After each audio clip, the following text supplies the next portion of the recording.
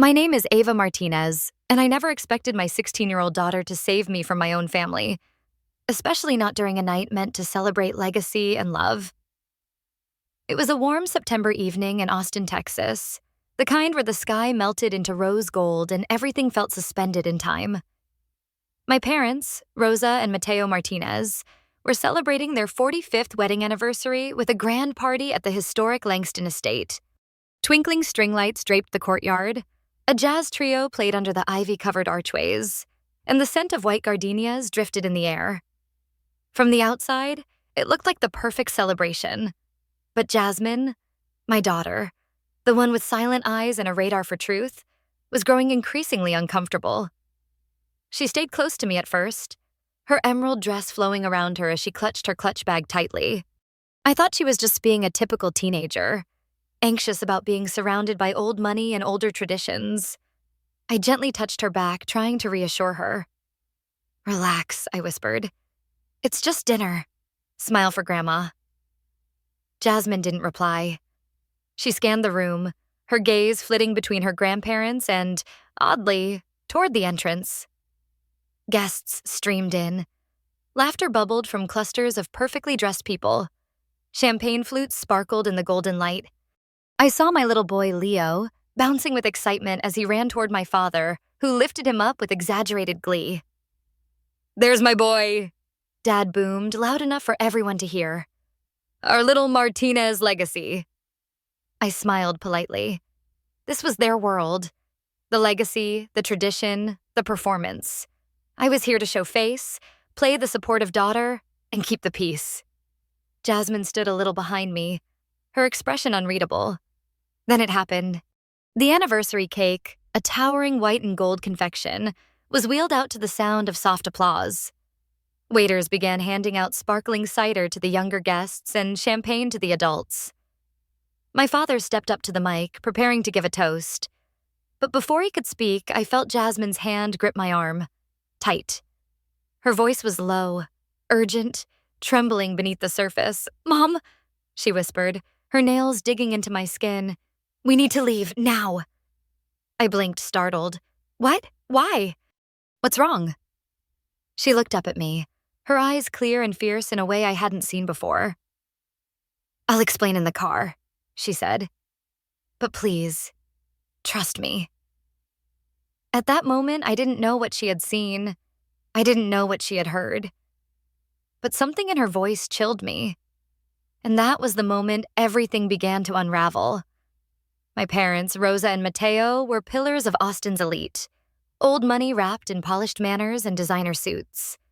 They had built their image brick by brick, beginning with a modest commercial real estate firm and climbing toward high society through decades of shrewd deals and stricter parenting. Growing up, love in our house was transactional. You earned praise through accomplishments. You were rewarded when you made the family look good. I learned to read a room before I could read a book. I also learned that disobedience cost you something. Sometimes affection, sometimes trust, sometimes everything. So I obeyed. I studied architecture at the university my father chose. I married Eli, a polished young man with an MBA and a promising career at a private finance firm, my father's favorite protege. Eli was charming in public, driven in private, and quietly controlling when no one was watching. For a decade, I convinced myself our marriage worked. We had Jasmine, then Leo. We bought a stunning Spanish-style home in Westlake. Eli made good money, and I took freelance interior design jobs between raising the kids. Then came Paige, 25, blonde, and working as his assistant. I discovered the affair the same day my father called to praise Eli's dedication to family values. The divorce that followed was like slow-motion demolition. I moved out of the dream house, scrambled to afford a modest apartment near Zilker Park, and returned to freelancing full-time. Eli kept the house. I kept my children. Half the time, at least. And for a while, I thought that was the end of the story. To my surprise, my parents didn't turn their backs on me. They invited us over more often. My mom sent grocery deliveries. My dad picked up Leo for the occasional Saturday brunch. For the first time in years, I thought maybe, just maybe, they had chosen me over status, Jasmine never bought it. "They're not helping," she told me one night as I prepped dinner. "They're watching, measuring." "Measuring what?" I asked, laughing. "Your failure. They're treating you like a project. A renovation they don't trust you to finish on your own." I waved her off at the time. She was 16, cynical, smart, but dramatic.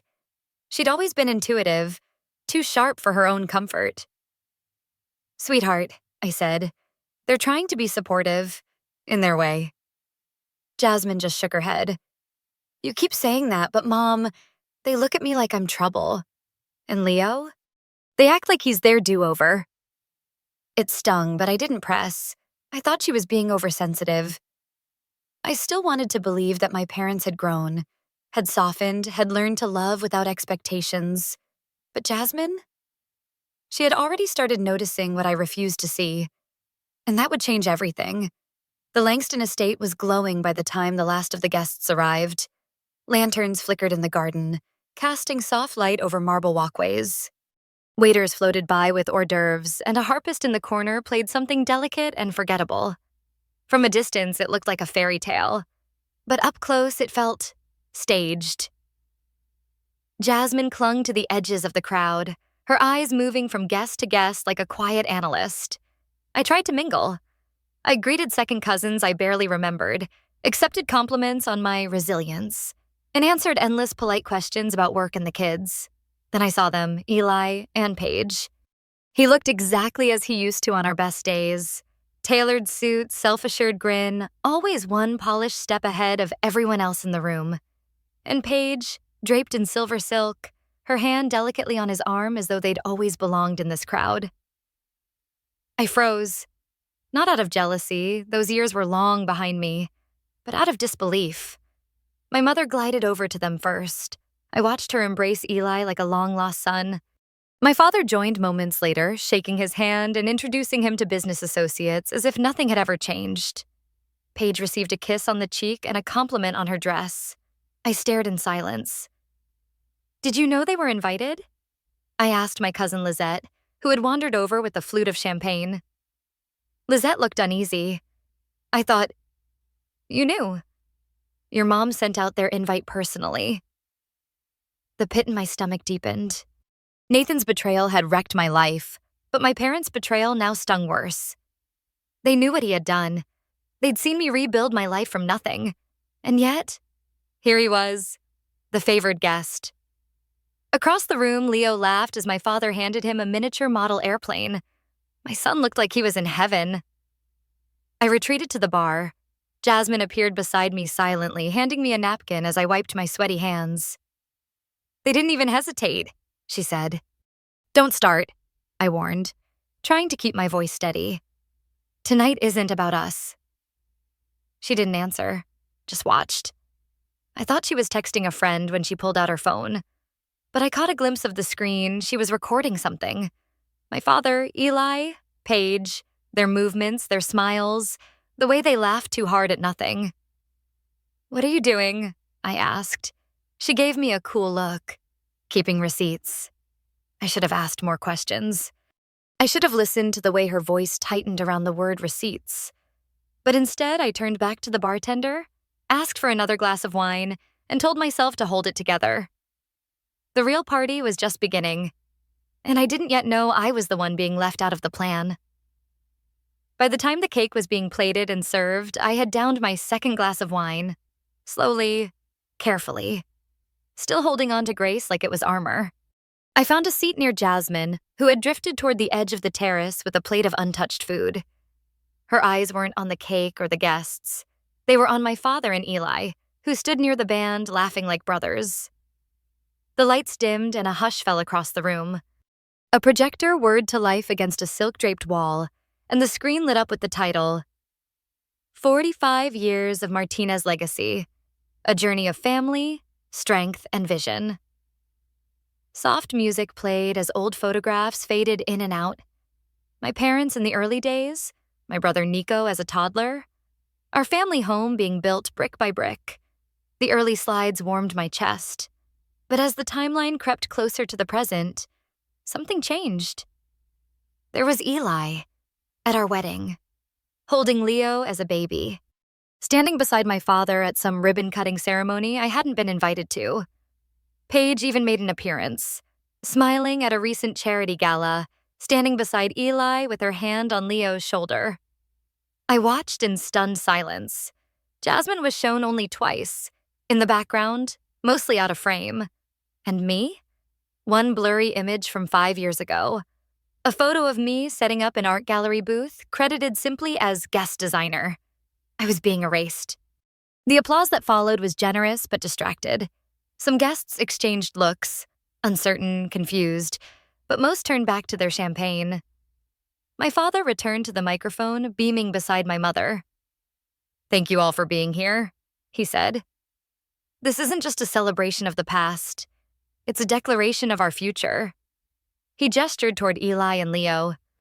"As we look ahead, we've made important decisions to ensure that the Martinez family legacy, its values, its properties, its business holdings, remain in strong hands."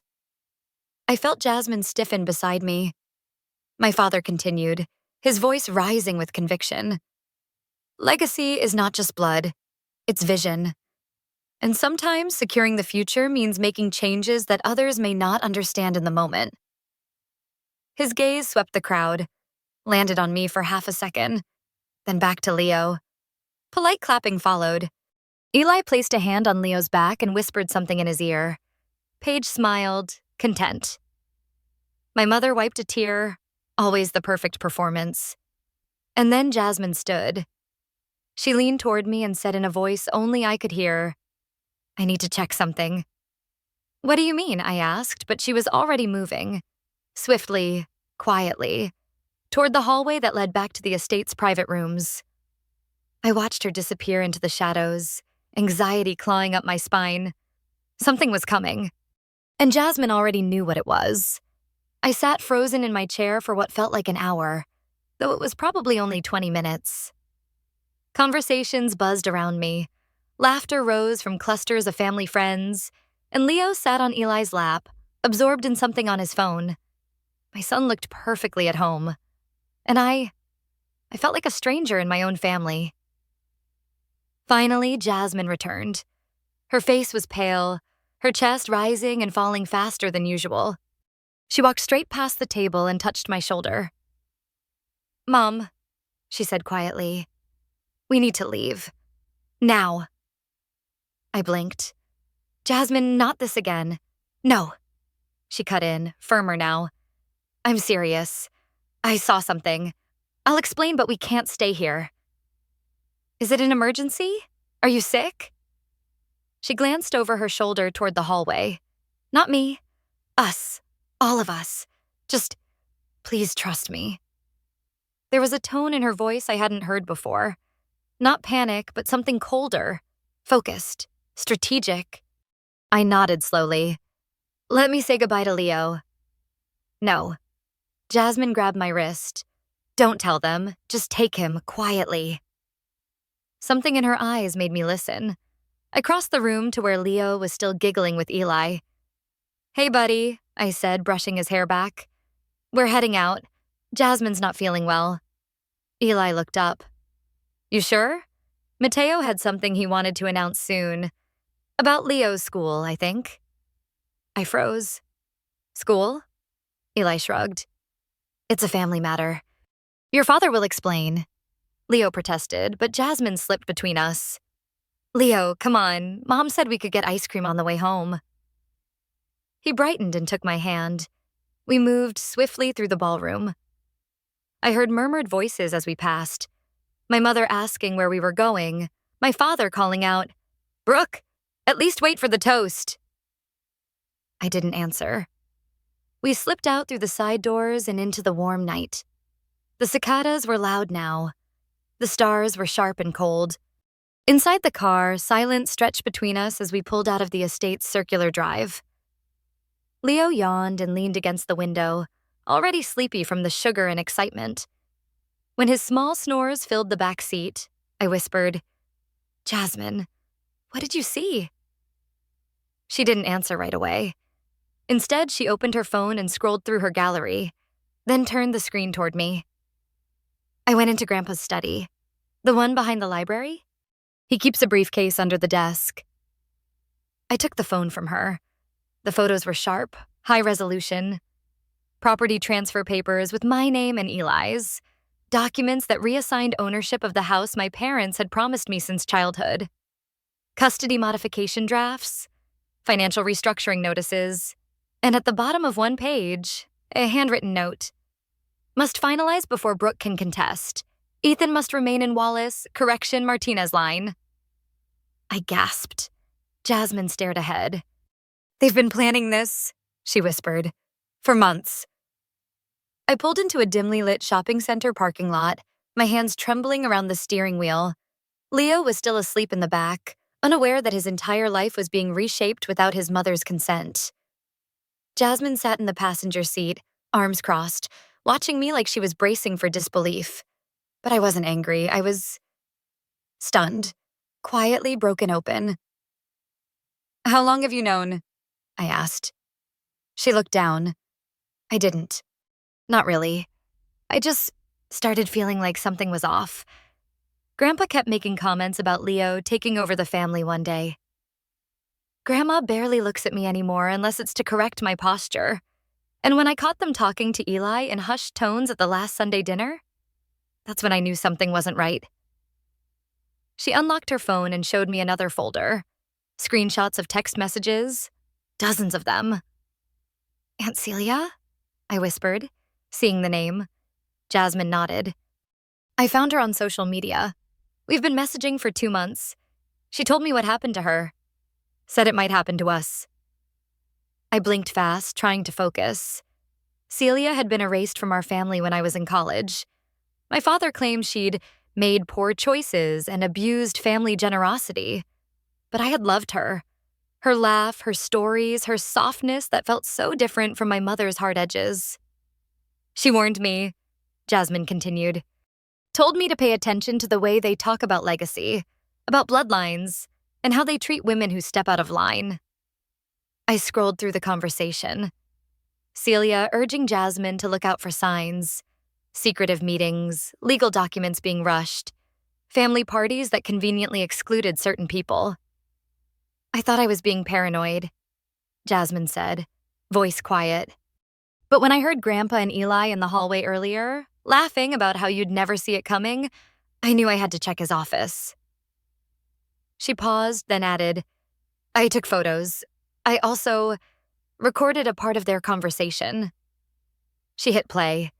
My father's voice came through first, clear and smug. Once the paperwork is finalized, it's done.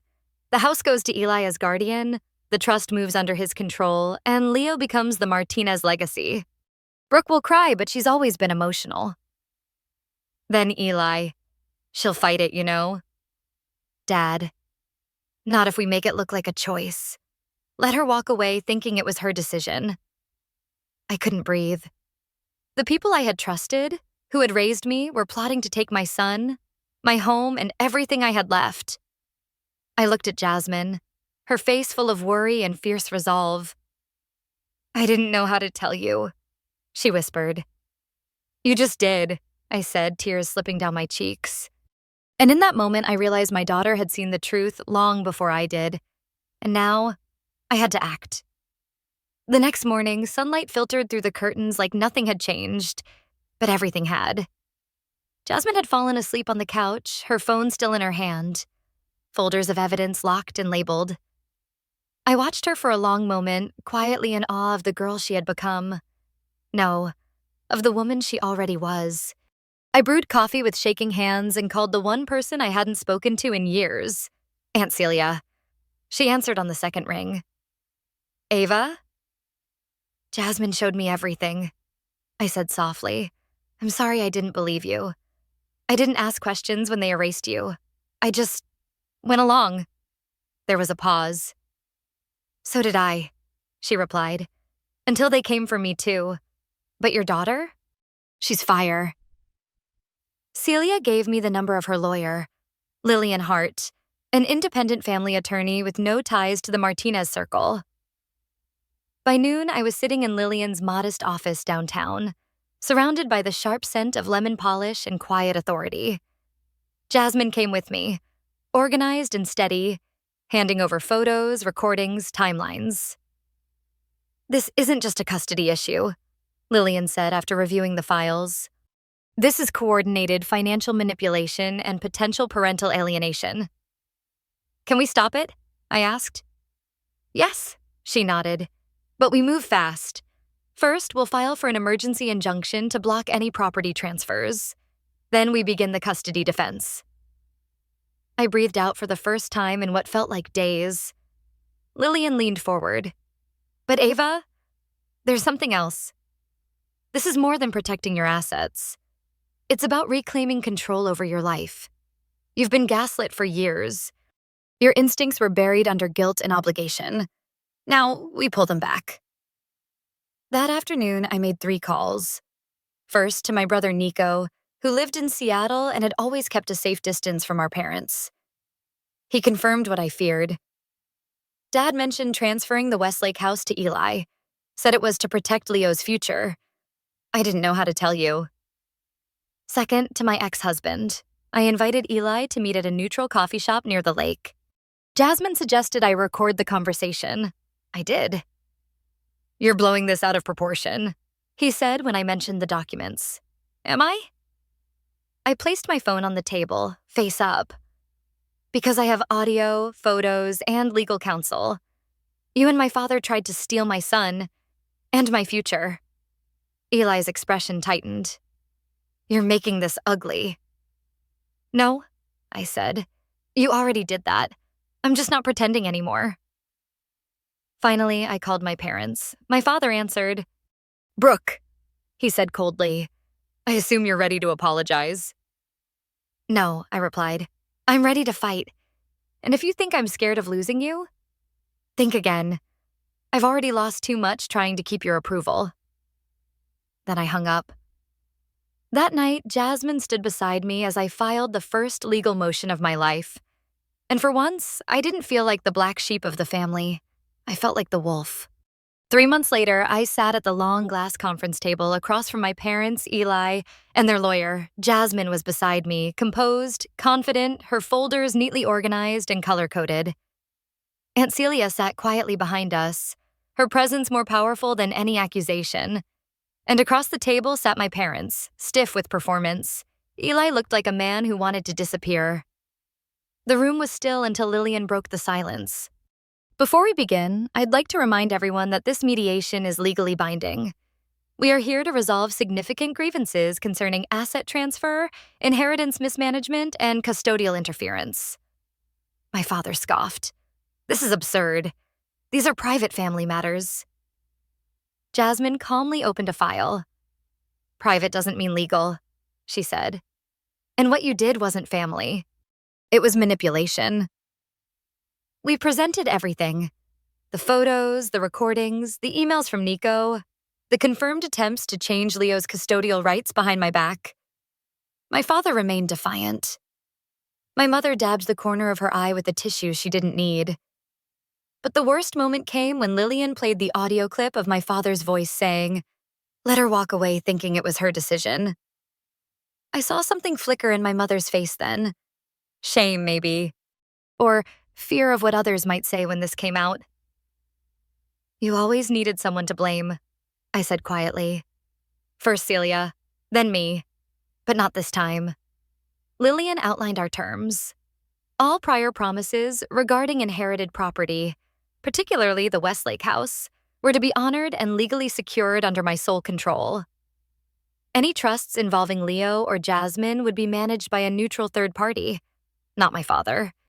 And all custodial decisions would remain as originally ordered by the court, unchanged and unchallenged. And lastly, any future contact with my children would be monitored until trust could be rebuilt. My father opened his mouth to argue, but their lawyer gently laid a hand on his arm. He understood. We had them cornered. The signatures were collected. The room emptied. On the way out, my father muttered, "You'll regret this." Jasmine turned back, met his eyes, and said, "No, but you might. That was the moment I knew the cycle had truly ended. Now, 6 months later, we live in a warm Adobe-style house just outside Austin. It's not flashy, but it's ours, paid for with the inheritance my parents tried to steal. I manage my own interior design firm now. I answer to no one. Jasmine keeps in touch with Aunt Celia, thriving under the kind of female mentorship I wish I'd had earlier. She joined a debate team. Of course she did. Leo's doing better too. We're in therapy, and he's slowly starting to ask his own questions. I won't lie to him, not anymore. One night on our new back porch, Jasmine asked me, "Do you think they ever really loved us?" I thought for a moment. They loved the version of us that obeyed, I said. But real love doesn't need obedience. It needs truth. She nodded, silent for a long time, then whispered, "I'm glad we told it." And as the stars emerged above us, I finally understood. This wasn't the end of our legacy. It was the beginning of ours.